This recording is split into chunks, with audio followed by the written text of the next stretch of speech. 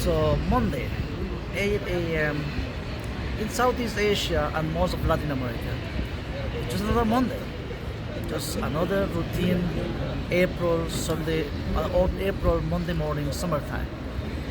For millions of people surviving with $3 or $4 a day, it's just another day. And when you mention tariffs, millions of people, most people here, 90% of people doesn't know exactly what is the definition, exact definition of tariff, all the complicated formulas and all this, even translated to the local language, there is no clue. But basically, tariffs is tax. I mean, 10%, 20%, you name it, is the value of any item, like these glasses. If the value is $100, what is 10% more is $110. In the meantime, 8 a.m. Eastern time of the United States of America, New York City, Wall Street, another dark day, another dark cloud, most likely. Monday morning, day number 3 of the tariffs, of all the things going on this day, and mostly expected, dark news, just dark, another dark day, cloudy day of spring, approaching summer season soon. But most people who have invested in stocks, 401k, and you name it, millions of people affected with this. But what does it really mean for Central America, this so-called tariff? 10% for the rest of the world, and some of course know that some countries are getting 24%, some other are getting 20%, some other a little more than that. It's a reciprocal tariff, meaning all these countries, the rest of the countries of the world, they have tariffs for U.S. Commodities items. They do the imports from mainland USA or whatever they're getting. They are they giving also, they charging, they collecting tariff, they collecting that 10%, some of them more, 15-20%. But for Central America, what does that really mean? Central America, 52 million people. From all these 52 million people population, for the 7 countries that lives in Central America, less than 5,000 people have any investment in the stock market in New York City, in Wall Street. I would say that's very much the elite in Central America invested.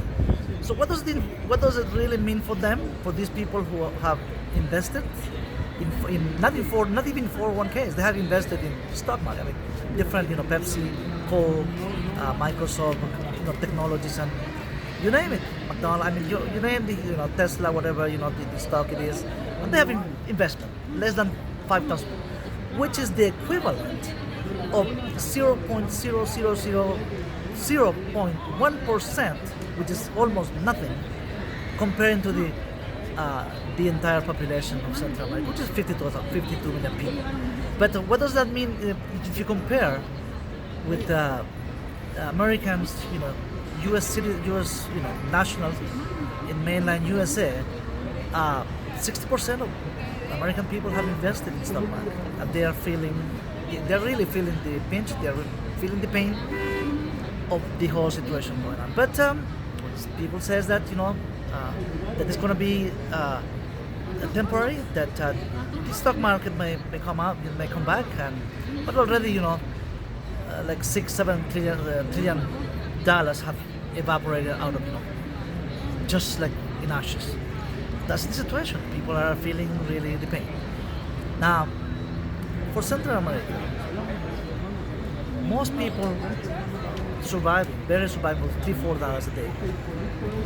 Are they really feeling any pain? Let's get real here.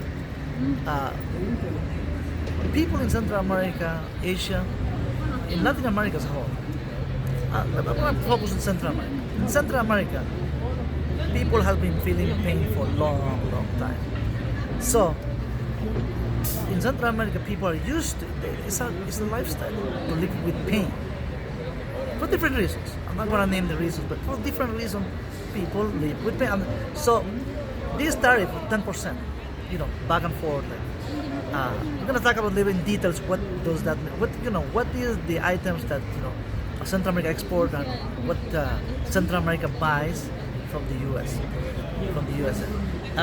But people are used to this. I mean, used to the situation, any situation. I mean, but for people making, like I said, for $3-4 a day, I mean, surviving with that, they're gonna go to sleep tonight, something night.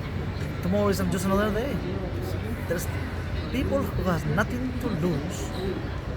They have nothing to lose anyway. So why they have to worry about or lose sleep about nothing? They have nothing to lose. They have nothing. There's nothing to be lost, right? So we're gonna go deeper in what are the products, but really, I mean, the mood in Central America is not even the front page of newspapers, not even the front page, not even the main. People are more worried here in Central America about any big tsunami, earthquake, the big one that's affecting any moment. This we live in Central America as the fault line, the second fault line that goes all the way to South America. It's the big one, the 9.5, 9.7, is the big one that's going. That's what people worry more worry about that, or that hopefully May the rain will come. Most people do farming here. Most people survive with farming, surviving with the daily labor in the big cities, daily laborers, and tariffs 10%, 50, even 20%. I mean, it doesn't make no difference at all, and I'm gonna explain why. But that's the situation. Panamanians, let's talk about Panama. Panamanians are more worried about losing their canal, right? Panama Canal. As we know, many countries really want. They have a desire for that, canal. And Panama is a small country, 5 million people. I mean, big countries can just take it. I mean, that's the possibility. And but they're nervous about it. They're but tariffs. Let's talk about it. For instance, let's talk about what Central America export meaning export to the United States or sells to the United States, and what buys Honduras, what the United States sells to Honduras. 4 things. Honduras exports or sells to the United States: coffee, sugar, clothing, and other commodities, other farming items like fruits, and of course clothing. I just mentioned clothing. It's 4 things, right? So let's mention coffee. Honduras is a big coffee exporter to the United States. Do you really think that because at Starbucks, let's mention Starbucks anywhere in the U.S. Let's talk about Manhattan, where every corner you have a Starbucks, even from one across from each other. The big lines of people in lane, doing line, to get a $6-7 coffee.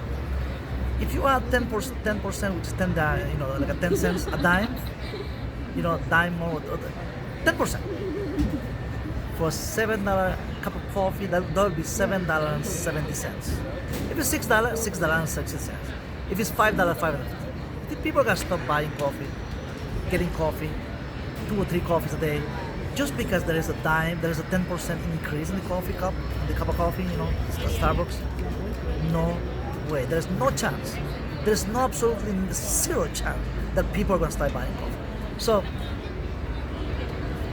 coffee exports big in Central America. Talking about coffee, it's gonna be 10% is gonna do nothing to Central America. Because millions of people depend on the coffee, of the coffee industry. Even coffee farmers, makers, the whole thing, chain of events, chain of supply. And there is no way in North America as a whole, Canada, the United States, not even Mexico, they're not able to grow coffee. The scientists have not figured it out yet how to grow coffee in not even Mexico. There are some coffee in Mexico, but not the quality. For some reason, that we still it's not a great mystery. Look, this is the humidity, the tropical, and the highlands of Central America, Colombia, and Brazil are unique in the world, in the planet. It's a privilege. It's a huge blessing that has not given to other parts of the world. And coffee is not just like another plant. They're trying to take coffee to Mars. I mean, to the moon, to other planets, to try to grow coffee, to make it grow, to force to make it grow. It's not gonna happen. It's not gonna happen. It's just not gonna happen. They haven't figured it out yet. And people are not gonna stop getting their coffee just because they're at 10% increase. So there's no chance of diminishing. I mean, that the coffee market is gonna collapse. No chance. People are not gonna lose their jobs. At least it's in Central America. Not even the main in the U.S. Any city in the U.S. You can name it. Dunkin' Donuts with beacon coffee, 7-Elevens. You can see the line. Huge line of people. Getting their coffee. All kinds of coffee. Coffee from Brazil, from Honduras, from Central America, from Guatemala, from El Salvador, from Costa Rica. You name it. I mean, So they can't figure it out. And talking about coffee, there is a big farm here. I mean, big farm in the province, one of the 8 provinces of Honduras in La Paz, they call La Paz, that just won that farm as the one of 5 best coffee farms in the planet. Think about that. That no chemical, everything organic. Soil is just natural organic soil. You can't do any mixing, with chemical and other items, or force with like a tropical with heat, with things, fabricated. America, artificial intelligence haven't figured out that you can just, warm it up and force coffee to grow anywhere indoors. There's no such thing as indoor coffee. The quality is not the same. It's just poor. It's just nothing. I mean, so Central America has been blessed for that. I mean, Latin America, Cambodia, Vietnam, and Southeast Asia, some part of Southeast Asia too. So Central America, Colombia, Brazil, competing big time in major leagues for coffee, the quality of coffee. So there's no way that the Europeans are going to stop buying coffee because of 10%. Of course, with the Europeans, there's no issue of tariffs, right? Because it's Central America and Europe. They have they're working out a free trade agreement, and they're okay. But with the U.S., even 10%, the reciprocal tariff is gonna do nothing. Sugar. Let's talk about sugar now. Sugar cane. One of the big exporters, right? That's the second. You think what? You go to 7-Eleven. What kind of sugar would you like? Go to Starbucks, McDonald's. I mean, all these coffee places, Dunkin' Donuts. What kind of sugar would you like? Would you like sweet and low? Would you like whole sugar? Would you like, it's not gonna be just because a dime more for sugar. Let's say sugar costs like $1. It's free, guys. Sugar is free at any place, any coffee area, any place where you can get anywhere you eat. Any cafe, any cafeteria, any coffee shop, sugar is free, right? So, of course, not free for the buyer. I mean, for these big, huge corporations, not free. They're gonna keep buying sugar. It's a good quality sugar. Sugar is another plant. Sugar cane that comes from natural sugar. You got brown sugar, dark sugar. You get so many sugars. I mean, sweet and low, half and half. I mean, you name it. Where those sugar is coming from to the mainland USA, Canada, Europe, from Central America. So just because of 10% tariff, now nobody's gonna go and jump out of the bridge, out of the cliff. There is no way. I mean, think. So now, how about clothing line? Clothing, there are close to 1 million people in whole Central America. In Honduras, like 200,000 people, close to 200,000 people work in clothing factories. Nicaragua, like 150,000 people. Guatemala, close to 200,000 people, and Costa Rica and El Salvador too. Big, huge clothing factory. Around close to 1 million workers. I mean, that's a lot. 1 million, that's a big, huge. Textile. I mean, clothing, t-shirt. You can name shirts, pants, and all kinds of, the clothing line. Exports to the United States. So the tariff is going to be what? 10%. Then these clothes made in Central American factories. Right? Of course, the owners are foreign owned. I mean, the Orientals, Asian, Chinese, Americans, or American-owned, Koreans own these factories. But the workers, of course, it's beneficial. It's mutual beneficial. People in Central America, close to 1 million people work in factories all through Central America in 7 countries. Like I mentioned before, like close to 200,000. That's a lot of people. So if a family household is 8, 9 in average, close to 1 million people, that's like 9 million people could be affected if people start losing their jobs. because there's slowdown in export, right? So slowdown meaning like people start buying stuff, right? People are gonna not buy. I mean, people are not gonna start. I mean, if people are losing their jobs in the United States. People losing their job, losing the 401k. Of course, they're gonna do less shopping. They're gonna do less shopping. But do you really think that they're gonna shop less? They're gonna buy less clothing? I mean, clothing, shopping is also addictive, just like coffee. Clothing, shopping is addictive. There's a shopping addiction in the Western society. I'm not just saying USA. There's a shopping addiction in Europe, the Western society. Remember, this is a consumer society. Consumer society is like people, people lose their sleep about consumerism, about these society are not minimalist society. People are, not like Asia, Latin America. Latin American people, most people trying to survive with $4 a day. Thank God for that they ate today. Thank God they're gonna have dinner in a couple more hours. Tortilla or beans or a little something. But thank God for that. And tomorrow another day of survival day. So there's no difference. There is absolutely no difference. Nobody's gonna in Central America, Latin America as a whole, Asia. Most people are not gonna lose their sleep because of tariff. Whatever it's 15% or whatever you can put the numbers there. Put the numbers. They're not gonna lose this. I'm just showing you in two main exports from Central America to the United States, which is coffee and sugar, and the third one I just mentioned, textile. The clothing items. So how you there's bug going on, bug.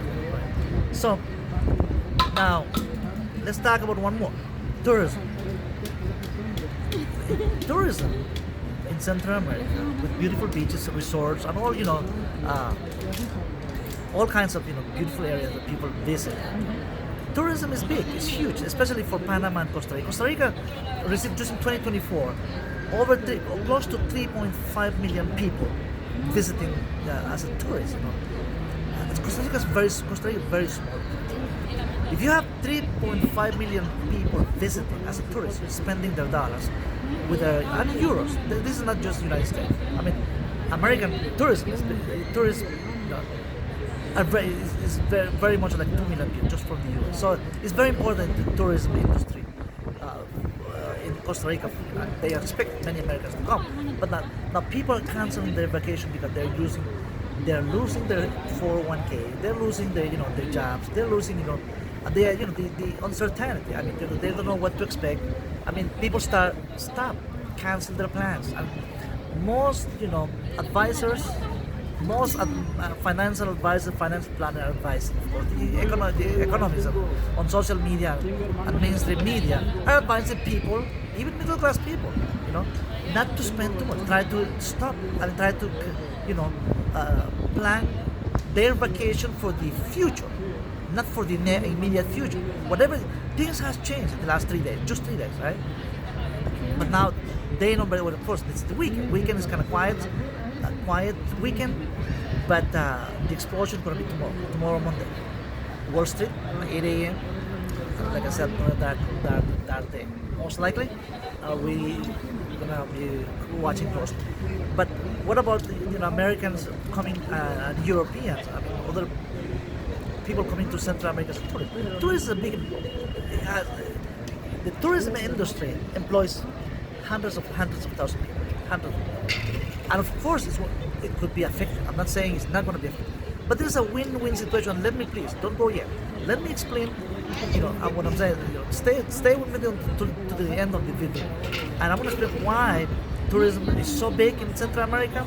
And it could be a damage, but it could not be either. I mean, it's a win-win situation. It could be done. The pain, people are talking about pain, it could be inflicted. Maybe not, maybe yes, and this is why.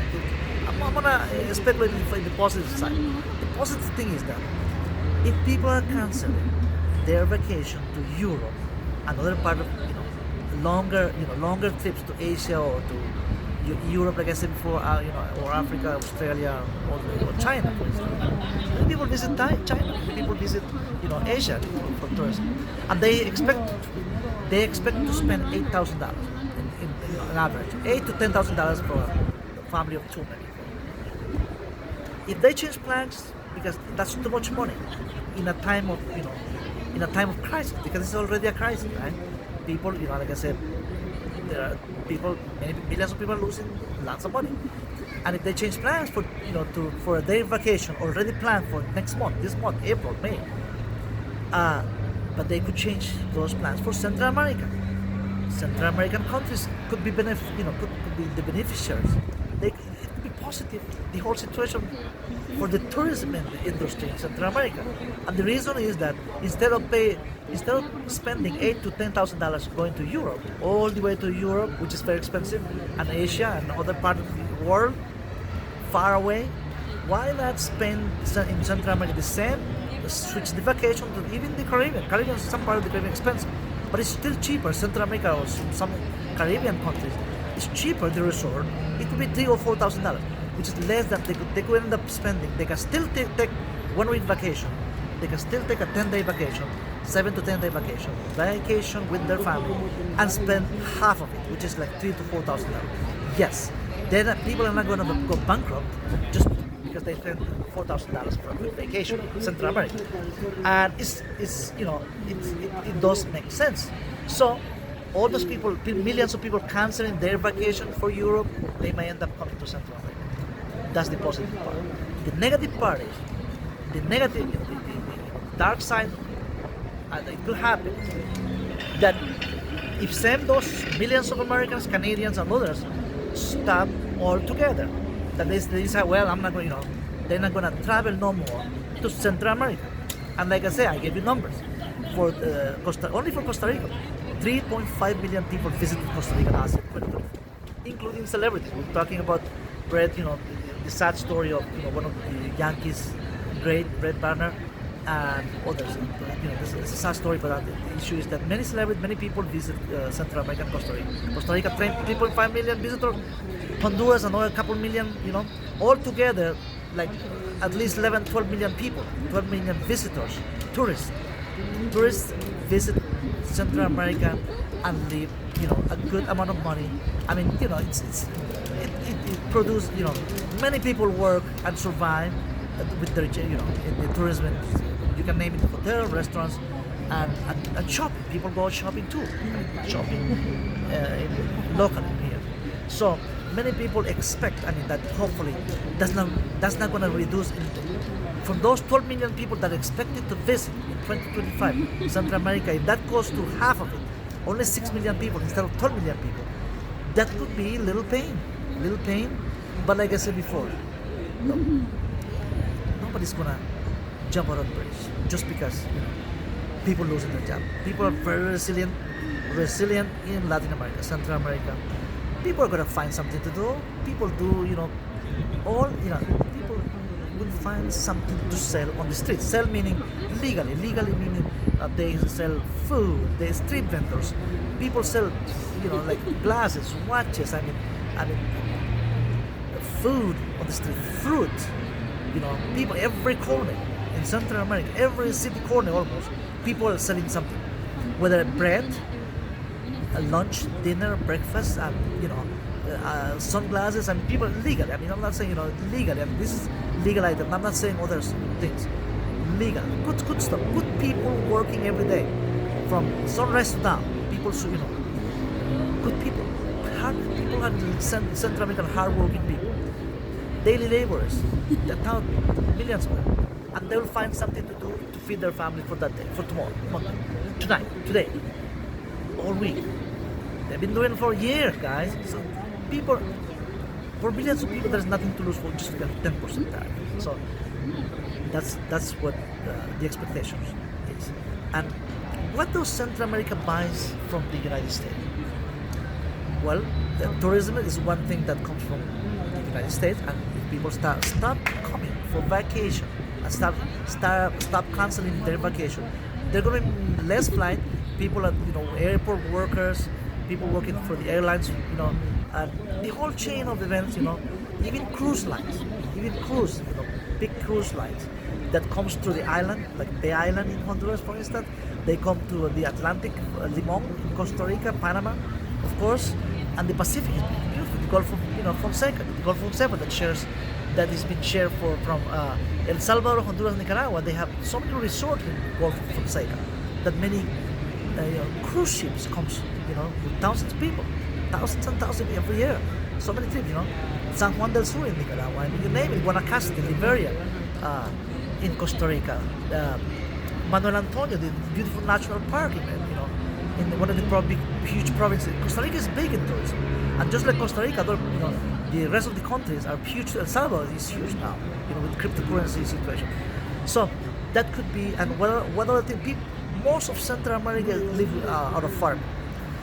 So what's going to be affecting the farming industry? When I'm saying farming industry, small farmers, millions of people live out of their small farms. So they're not going to be affected 10%. Let's get serious. Unless it's gas and oil that Central America buys from the United States, that the U.S. sells oil and gas, which is not the case. Central America buys.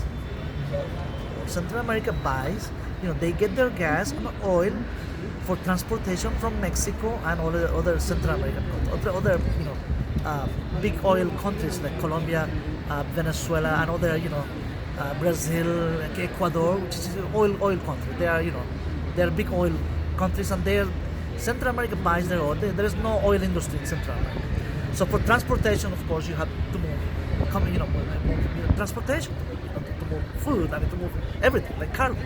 So the U.S. does not sell, basically almost nothing related to it. It's more from Mexico than other Latin American countries.